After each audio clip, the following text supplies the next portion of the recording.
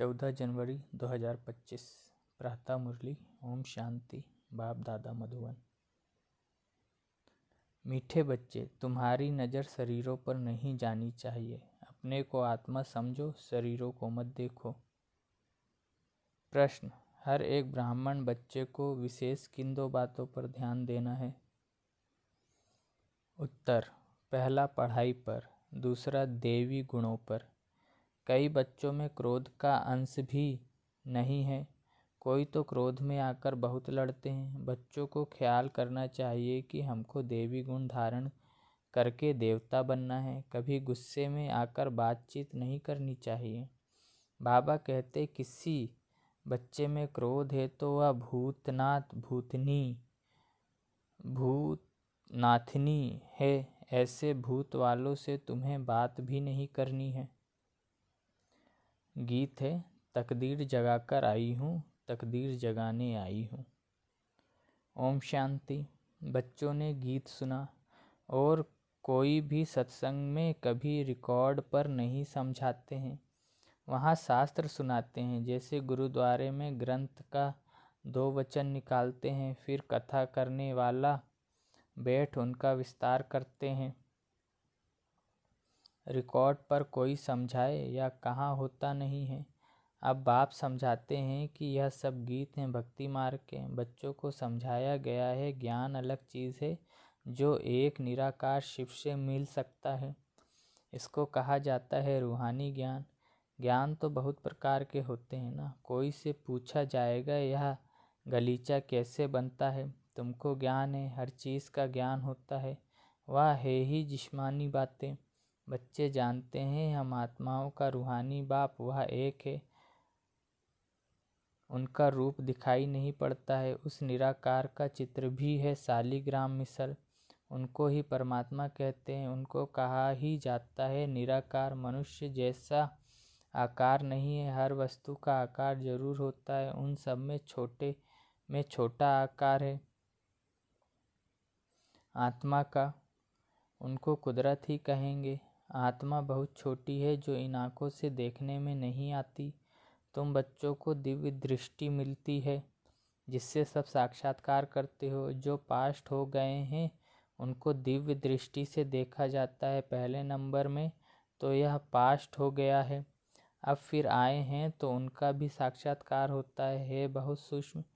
इससे समझ सकते हैं सिवाय परमपिता परमात्मा के आत्मा का ज्ञान कोई दे नहीं सकता। मनुष्य आत्मा को यथार्थ रीति नहीं जानते, वैसे परमात्मा को भी यथार्थ रीति नहीं जान सकते। दुनिया में मनुष्यों की अनेक मत है। कोई कहते आत्मा परमात्मा में लीन हो जाती है, कोई क्या कहते।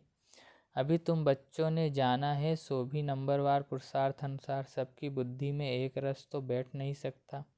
घड़ी घड़ी बुद्धि में भी बिठाना होता है हम आत्मा हैं। आत्मा को ही 84 जन्मों का पाठ बजाना है। अब बाप कहते हैं अपने को आत्मा समझ, मुझ परमपिता परमात्मा को जानो और याद करो। बाप कहते हैं मैं इनमें प्रवेश कर तुम बच्चों को नॉलेज देता हूँ। तुम बच्चे अपने को आत्मा नहीं समझते हो, इसलिए तुम्हारी नज़र इन शरीर पर चली जाती है। वास्तव में तुम्हारा इनसे कोई काम नहीं है। सर्व का सद्गति दाता तो वह शिव बाबा है। उनकी मत पर हम सबको सुख देते हैं। इनको भी अहंकार नहीं आता कि हम सबको सुख देते हैं। जो बाप को पूरा याद नहीं करते हैं उनसे अवगुण निकलते नहीं हैं। अपने को आत्मा निश्चय नहीं करते हैं। मनुष्य तो ना आत्मा को ना परमात्मा को जानते हैं। सर्वव्यापी का ज्ञान भी भारतवासियों ने फैलाया है। तुम्हारे में भी जो सर्विसेबल बच्चे हैं वह समझते हैं, बाकी सब इतना नहीं समझते हैं। अगर बाप की पूरी पहचान बच्चों को हो तो बाप को याद करें, अपने में देवी गुण धारण करें। शिव बाबा तुम बच्चों को समझाते हैं, यह है नई बातें। ब्राह्मण भी जरूर चाहिए। प्रजापिता ब्रह्मा की संतान कब होते हैं यह दुनिया में किसको पता नहीं है। ब्राह्मण तो ढेर के ढेर है, परंतु वह है कुखवंशावली। वह कोई मुखवंशावली ब्रह्मा की संतान नहीं है। ब्रह्मा की संतान को तो ईश्वर बाप से वर्षा मिलता है। तुमको अब वर्षा मिल रहा है ना। तुम ब्राह्मण अलग हो, वो अलग हैं। तुम ब्राह्मण होते ही हो संगम पर, वह होते हैं द्वापर कलयुग में। यह संगम युगी ब्राह्मण ही अलग हैं। प्रजापिता ब्रह्मा के ढेर बच्चे हैं। भलहद के बाप को भी ब्रह्मा कहेंगे क्योंकि बच्चे पैदा करते हैं, परंतु वह है जिस्म की बात। यह बाप तो कहेंगे सब आत्माएं हमारे बच्चे हैं, तुम हो मीठे मीठे रूहानी बच्चे। यह किसको समझाना सहज है। शिव बाबा को अपना शरीर नहीं है। शिव जयंती मनाते हैं परंतु उनका शरीर देखने में नहीं आता। बाकी और सबका शरीर है। सब आत्माओं का अपना अपना शरीर है। शरीर का नाम पड़ता है, परमात्मा का अपना शरीर ही नहीं, इसलिए उनको परमात्मा कहा जाता है। उनकी आत्मा का ही नाम शिव है। वह कभी बदलता नहीं। शरीर बदलते हैं तो नाम भी बदल जाते हैं। शिव बाबा कहते हैं मैं तो सदैव निराकार परमात्मा ही हूँ। ड्रामा के प्लान अनुसार अभी यह शरीर लिया है। सन्यासियों का भी नाम बदलता है। गुरु का बनते हैं तो नाम बदलता है। तुम्हारे भी नाम बदले थे, परंतु कहाँ तक नाम बदलते रहेंगे। कितने भागंती हो गए जो उस समय थे, उनका नाम रख दिया, अब नाम नहीं रखते हैं। किस पर भी विश्वास नहीं है। माया बहुतों को हरा देती है तो भागंती हो जाते हैं। इसलिए बाबा किसका भी नाम नहीं रखते हैं। किसका रखें किसका ना रखें वह भी ठीक नहीं। कहते तो सब हैं बाबा हम आपके हो चुके हैं, परंतु यथार्थ रीति हमारे होते थोड़े ही हैं। बहुत हैं जो वारिस बनने के राज को भी नहीं जानते हैं। बाबा के पास मिलने आते हैं परंतु वारिस नहीं हैं, विजय माला में नहीं आ सकते।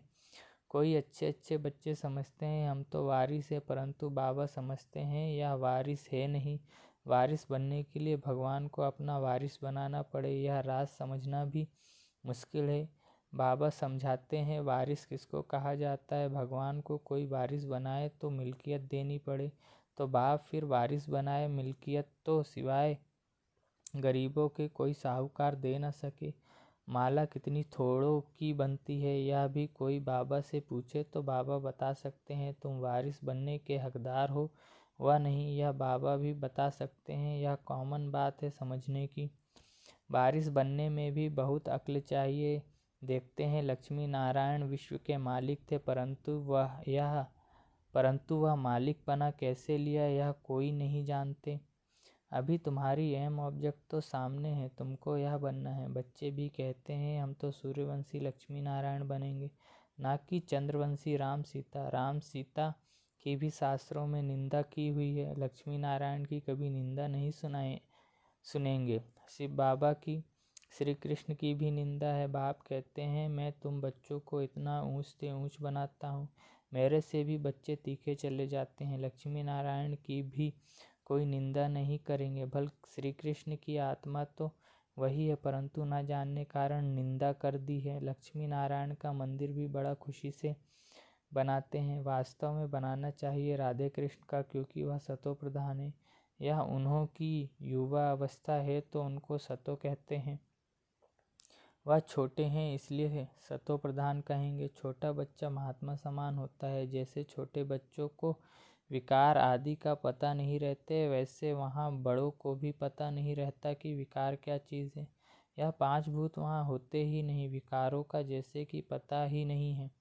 इस समय है ही रात, काम की चेष्टा भी रात को ही होती है। देवताएं हैं दिन में तो काम की चेष्टा होती नहीं, विकार कोई होते नहीं। अभी रात में सब विकारी हैं।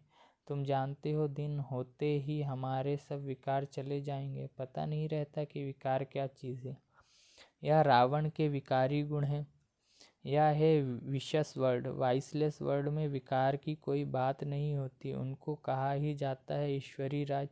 अभी है आसुरी राज, यह कोई नहीं जानते। तुम सब कुछ जानते हो नंबरवार पुरुषार्थ अनुसार। ढेर बच्चे हैं, कोई भी मनुष्य समझ नहीं सकते कि यह सब बीके किसके बच्चे हैं। सब याद करते हैं शिव बाबा को, ब्रह्मा को भी नहीं। यह खुद कहते हैं शिव बाबा को याद करो जिससे विकर्म विनाश होंगे, और कोई को भी याद करने से विकर्म विनाश नहीं होंगे। गीता में भी कहा है मामेकम याद करो। श्री कृष्ण तो कह न सके, वर्षा मिलता ही है निराकार बाप से। अपने को जब आत्मा समझे तब निराकार बाप को याद करें। मैं आत्मा हूँ, पहले यह पक्का निश्चय करना पड़े। मेरा बाप परमात्मा है, वह कहते हैं मुझे याद करो तो मैं तुमको वर्षा दूंगा। मैं सबको सुख देने वाला हूँ। मैं सभी आत्माओं को शांति धाम ले जाता हूँ। जिन्होंने कल्प पहले बाप से वर्षा लिया होगा वही आकर वर्षा लेंगे। ब्राह्मण बनेंगे। ब्राह्मणों में भी कुछ बच्चे पक्के हैं। मातेले भी बनेंगे, सौतेले भी बनेंगे। हम निराकार शिव बाबा की वंशावली है। जानते हैं बिरादरी कैसे बढ़ती जाती है। अभी ब्राह्मण बनने के बाद हमको वापस जाना है। सब आत्माएं शरीर छोड़कर वापस जानी है। पांडव और कौरव दोनों को शरीर छोड़ना है। तुम यह ज्ञान के संस्कार ले जाते हो, फिर उस अनुसार प्रारब्ध मिलती है। वह भी ड्रामा में नूंद है। फिर ज्ञान का पाठ खत्म हो जाता है। तुमको 84 जन्मों के बाद फिर ज्ञान मिला है। फिर यह ज्ञान प्रायः लोप हो जाता है। तुम प्रारब्ध भोगते हो। वहाँ और कोई धर्म वालों के चित्र आदि नहीं रहते। तुम्हारे भक्ति मार्ग में भी चित्र रहते हैं। सतयुग में किसका चित्र आदि नहीं रहता। तुम्हारे चित्र ऑलराउंडर भक्ति मार्ग में रहते हैं। तुम्हारे राज्य में और कोई का चित्र नहीं है, सिर्फ देवी देवता ही रहते हैं। इससे ही समझते हैं आदि सनातन देवी देवता ही हैं। पीछे सृष्टि बढ़ती जाती है। तुम बच्चों को यह ज्ञान सिमरण कर अति इंद्रिय सुख में रहना है। बहुत पॉइंट्स है, परंतु बाबा समझते हैं माया घड़ी घड़ी भुला देती है। तो यह याद रहना चाहिए कि शिव बाबा हमको पढ़ा रहे हैं। वह है ऊंच से ऊंच। हमको अब वापस घर जाना है। कितनी सहज बातें हैं। सारा मदार है याद पर। हमको देवता बनना है। देवी गुण भी धारण करने हैं। 5 विकार हैं भूत। काम का भूत, क्रोध का भूत, देह अभिमान का भूत भी होता है। हाँ, कोई में जास्ती भूत होते हैं, कोई में कम। तुम ब्राह्मण बच्चों को पता है यह 5 बड़े भूत हैं। नंबर 1 है काम का भूत, सेकंड नंबर है क्रोध का भूत। कोई रफ टफ बोलता है तो बाप कहते हैं यह क्रोधी है। यह भूत निकल जाना चाहिए, परंतु भूत निकलना बड़ा मुश्किल है। क्रोध 1-2 को दुख देता है। मोह में बहुतों को दुख नहीं होता। जिसको मोह है उनको ही दुख होगा। इसलिए बाप समझाते हैं इन भूतों को भगाओ। हर बच्चे को विशेष पढ़ाई और देवी गुणों पर अटेंशन देना है। कई बच्चों में तो क्रोध का अंश भी नहीं है। कोई तो क्रोध में आकर बहुत लड़ते हैं। बच्चों को ख्याल करना चाहिए हमको देवी गुण धारण कर देवता बनना है। कभी गुस्से से बात नहीं करनी चाहिए। कोई गुस्सा करता है तो समझो इनमें क्रोध का भूत है। वह जैसे भूतनाथनी बन जाते हैं। ऐसे भूत वालों से कभी बात नहीं करनी चाहिए। एक ने क्रोध में आकर बात की, फिर दूसरे में भी भूत आ गया तो भूत आपस में लड़ पड़ेंगे। भूतनाथनी अक्षर बड़ा छी है। भूत की प्रवेशता नहीं हो जाए इसलिए मनुष्य किनारा करते हैं। भूत के सामने खड़ा भी नहीं होना चाहिए, नहीं तो प्रवेशता हो जाएगी। बाप आकर आसुरी गुण निकाल देवी गुण धारण कराते हैं। बाप कहते हैं मैं आया हूँ देवी गुण धारण कराए देवता बनाने। बच्चे जानते हैं हम देवी गुण धारण कर रहे हैं। देवताओं के चित्र भी सामने हैं। बाबा ने समझाया है क्रोध वालों से एकदम किनारा कर लो।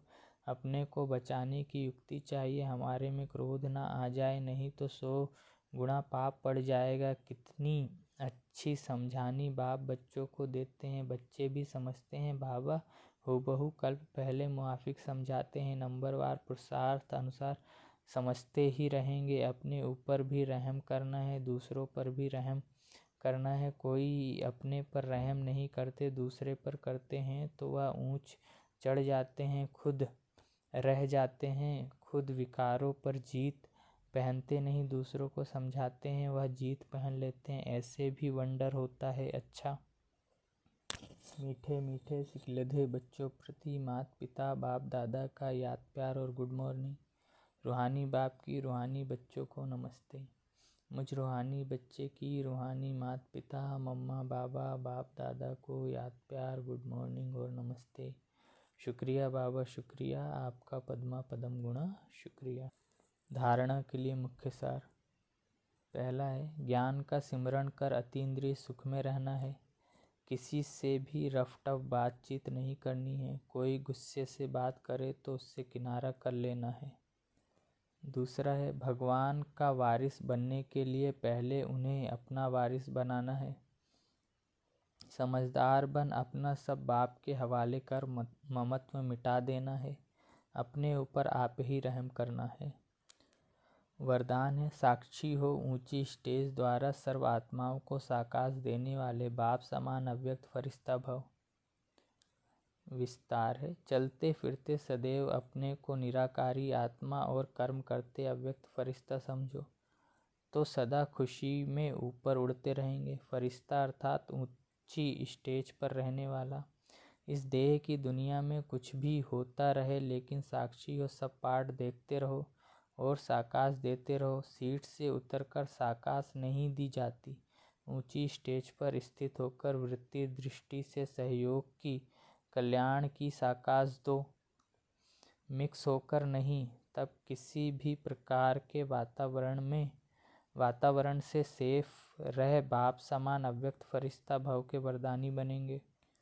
स्लोगन है, याद बल द्वारा दुख को सुख में और अशांति को शांति में परिवर्तन करो। अपनी शक्तिशाली मनसा द्वारा साकाश देने की सेवा करो।